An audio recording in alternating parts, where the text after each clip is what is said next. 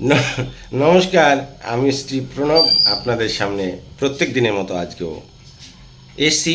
তবে আজকে বিশেষ এক বার্তা, বিশেষ এক প্রতিবেদন বা আজকের যে সংযোজন, সেটা নিশ্চিতভাবে আপনাদের প্রত্যেকের মনকে অনেক বেশি পুলকিত করে তুলবে এবং ভাবিয়েও তুলবে। আসলে একটা প্রবাদ দিয়ে শুরু করছি, মানে কবিতা দিয়ে শুরু করছি। মানে সাহিত্যিক কবি যারা রয়েছেন তাদের সশ্রদ্ধ প্রণাম। গুরুজন, জ্ঞানীজন, সাধুজন, সজ্জন, সমাজের সুশীল সমাজের যারা রয়েছেন, যারা এই বিশ্বের সর্বাঙ্গীন সাফল্য কামনা করেন বা এই সর্বাঙ্গীন সাফল্যের জন্য অবিরত কাজ করে যাচ্ছেন, অবিশ্রাম পরিশ্রম করে যাচ্ছেন, তাদের সকলকে আমার প্রণাম। তো আজকে কোথায় স্বর্গ কোথায় নরক, কে বলে তা বহুদূর, মানুষের মাঝে স্বর্গ নরক আর মানুষেতেই সুরাসুর। স্বর্গ কেউ কেউ বেহেশত বলে, সেটা উপরে, নিচে না, বলে জাহান্নাম নিচে না, বলে মর্তধামের নিচে নাকি নরক, না। কারণ মানুষের মৃত্যুর পরে নরক থেকে কেউ উঠে এসে বলেনি নরকের কী যন্ত্রণা, আর কেউ স্বর্গে গিয়ে ফিরে এসে বলেনি স্বর্গ দেখতে কেমন, সেখানে কি কি রয়েছে, কি কি ফেসিলিটিস আছে, সেটা আমার কানে অন্তত আমি শুনতে পাইনি। আমার সঙ্গে তাদের দেখা হয়নি যারা স্বর্গ থেকে ঘুরে এসেছেন। তো তাই কবি তো বলছেন যে কোথায় স্বর্গ কোথায় নরক, কে বলে তা বহুদূর, মানুষের মাঝে স্বর্গ নরক, মানুষেতে সুরাসুর। তো এই যে আজকে আমার আর আপনার মধ্যে যে বিভেদ, যে অহংকার, যে ভেদাভেদ, এতে আপনার যদি মানবিক, আপনার যদি চেতনার চৈতন্য না থাকে, আপনি নিশ্চিত এটা বুঝতে পারবেন না যে আপনি স্বর্গ কোথায় নরক কোথায়। ঈশ্বর সর্বোচ্চ জায়গায় থাকেন, এটা আমি বিশ্বাস করি, আমি শ্রদ্ধা করি। কারণ তিনি ঊর্ধ্বলোকের, তিনি মানুষের যেখানে দৃষ্টি শেষ সেখান থেকে তার ক্ষমতা শুরু হয়, মানুষের যেখানে ক্ষমতা শেষ ঈশ্বরের অস্তিত্ব সেখান থেকে শুরু হয়। কিন্তু আপনি এই জন্মে ভালো কাজ না করে খারাপ কাজ করে আপনি স্বর্গে যাবার চেষ্টা করছেন, আপনি নরক দেখে ভয় পাচ্ছেন। কোনোভাবেই সম্ভব নয় সেখান থেকে মুক্তির, কোনো পথ নেই। শুধুই পথ আছে একমাত্র শিষ্টাচার, ভদ্রতা, নম্রতা আর সমাজের জন্য কিছু করা। আর কিছু বাক্য রয়েছে যেগুলো আপনি জানেন, আমি জানি। সদাচারী, সত্য কথা বলা, সৎ পথে চলা, সৎ কাজ করা, মহতি কাজ করা, মানুষের পাশে দাঁড়ানো, মানুষের দুঃখে পাশে থাকা, আর এই যে অহংবোধ, এগুলো থেকে বেরিয়ে আসা, নিজেকে চেনা। এই যে শব্দ ভাণ্ডারগুলো আমি কিছুটা প্রয়োগ করলাম, আরও প্রচুর কিছু রয়ে গেছে যা আমি বলতে পারছি না এই সময়ের অভাবের জন্য। তো সেগুলো যতক্ষণ না আপনার এগুলো বাদ দিতে পারবেন, ততক্ষণ কোথায় স্বর্গ আর কোথায় নরক আপনি শুধু গল্পের মতো বলে যাবেন আর পড়ে যাবেন। আপনি বুঝতেই পারবেন না, আপনার জন্ম শেষ, আমার জন্ম শেষ, আরও পরবর্তী যে জেনারেশন তাদের জন্ম শেষ হয়ে যাবে শুধু এই সমস্ত কথা বলতে বলতে আর শুনতে শুনতে।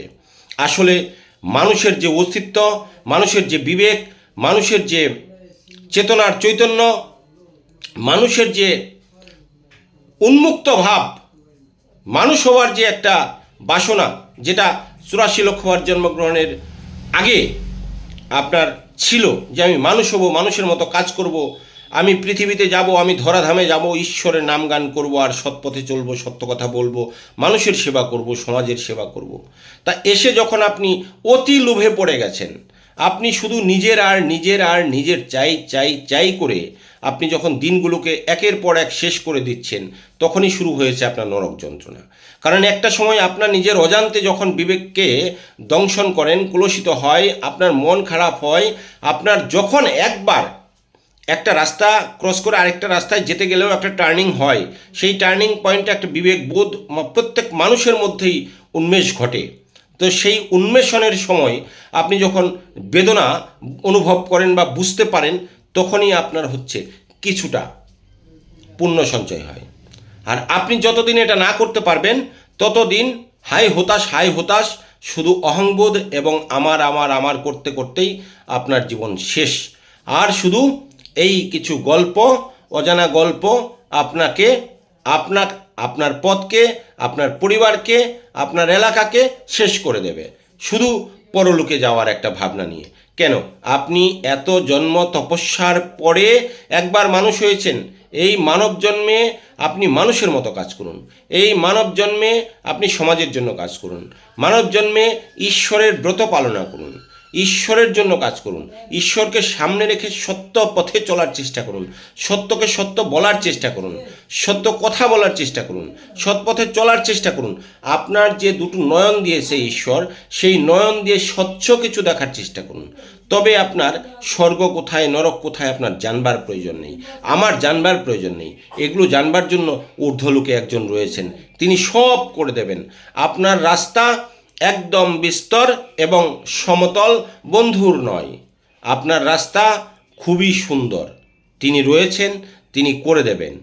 আর আপনাকে যত যত আপনি বেশি জিহাদিপনা করবেন, নিজে নিজে বেশি বুঝে যাবেন, নিজের অস্তিত্বকে বেশি করে জাহির করবার চেষ্টা করবেন, ঈশ্বর যদি তাতে অসন্তুষ্ট হয়, আপনি নিশ্চিত নরক ভোগ করবেন।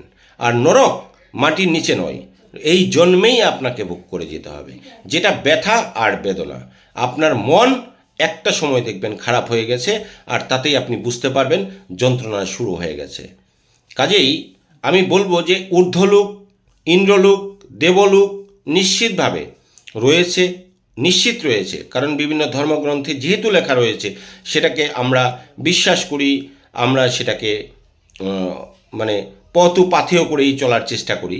কিন্তু তার মধ্যেও বড় স্বর্গ রয়েছে আপনার মনের মধ্যে, বড় স্বর্গ রয়েছে আপনার আত্মার মধ্যে, নিজেকে জানবার মধ্যে আপনার রয়েছে দেবলোক, ইন্দ্রলোক, সমস্ত লোক।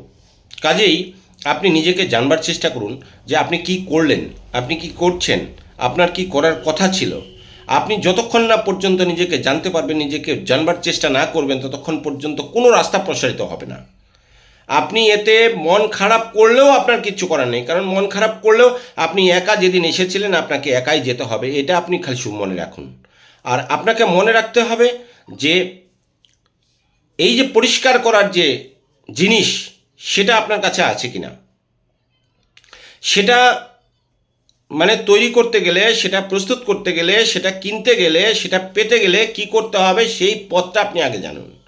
তারপরে সেগুলোকে আপনি পরিষ্কার করার চেষ্টা করুন। নিশ্চিতভাবে আপনি এই জন্মেই স্বর্গের যে সুখ, অনন্ত কোটি বিশ্ব ব্রহ্মাণ্ডের মধ্যে যে সুখ, তার চেয়েও সবচেয়ে বেশি সুখ আপনার জন্য রেখেছেন ঈশ্বর। কারণ আপনাকে এত সুন্দর একটা জন্ম দিয়েছেন। এই জন্মে আপনি সমস্ত কিছু ভোগ করে যেতে পারবেন। এই জন্মে আপনার অতৃপ্ত বাসনা যা কিছু রয়েছে সব কিছু পূর্ণ করে যেতে পারবেন, যদি আপনি নিজে সদাচারী, নিজে ব্রহ্মচারী, নিজে আপনি আত্মিক, তাত্ত্বিক এবং সদাচারী হতে পারেন। কাজেই এগুলো যখন হবে না, তখন আপনাকে বেহুশের মতো নানান রকম কথা এইসব বলে লাভ হবে না। আপনি শুধু আইন তৈরি করলে হবে না, মানে ধর্মীয় আইন। আপনি নিজে নিজে একটা করে নিয়ম তৈরি করে যাবেন, আর সমাজের মানুষকে সেটা মানতে হবে। তাতে কি হবে? সমাজকে আমাদের সুন্দর করতে হবে, আরও প্রাঞ্জলমুখী করতে হবে, সমাজকে আরও বেশি সুষ্ঠু করতে হবে। কারণ আপনার পরবর্তী প্রজন্ম রয়েছে। আপনি আজকে এসেছি আমাদের পূর্বপুরুষদের সৌজন্যে, আমাদের পূর্বপুরুষদের আশীর্বাদে। কাজেই আপনার আশীর্বাদে আপনার পরবর্তী প্রজন্ম তাদের কথা চিন্তা করতে হবে, তারা যেন সুন্দর এবং সুষ্ঠুভাবে এই পৃথিবীতে বেঁচে যেতে পারে, থাকতে পারে। তার জন্য একটা সুন্দর পৃথিবী আপনাকে দান করে যেতে হবে, সুন্দর সুষ্ঠু সমাজ আপনাকে দান করে যেতে হবে। তার জন্য যুগে যুগে পৃথিবীতে অবতীর্ণ হয়েছেন আমাদের অবতার। তো আপনি আপনি একজন মহৎ মানুষ বলে, আপনি মহৎই কর্ম করেছিলেন বলে আপনি কিন্তু মানুষ হয়েছেন। আমি হয়তোবা কিছু করতে পেরেছিলাম কি জানি না, আমি মানুষের মতো দেখতে হয়েছি। আর মানুষের মতো দেখতে হয়েছি, মানুষের মতো যদি না হতে পারি তাহলে তো মানব জন্ম ব্যর্থ হয়ে যাবে। কাজেই এই ব্যর্থতাকে আগে কাটিয়ে উঠতে হবে। আমাদের সবার আগে মানহুস হতে হবে। মানহুস যখনই আপনি হয়ে যাবেন, আপনার সমাজ হবে সুন্দর, এবং সেটা আপনার নিজের ঘর থেকে শুরু করতে হবে।